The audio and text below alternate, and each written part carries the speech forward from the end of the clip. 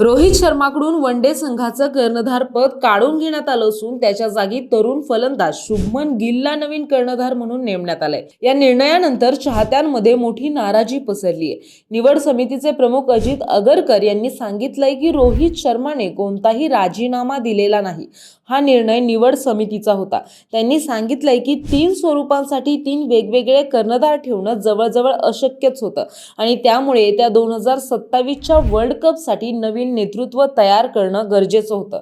त्यांनी हेही स्पष्ट केलंय की रोहित आणि विराट कोहली यांना भारतीय संघात कायम राहायचं असल्यास घरेलू सामने खेळावे लागतील। या निर्णयामुळे अनेक चाहत्यांमध्ये नाराजीही दिसून येत आहे, कारण रोहित शर्मा सध्या भारताचा सर्वात अनुभवी आणि यशस्वी कर्णधार मानला जातो।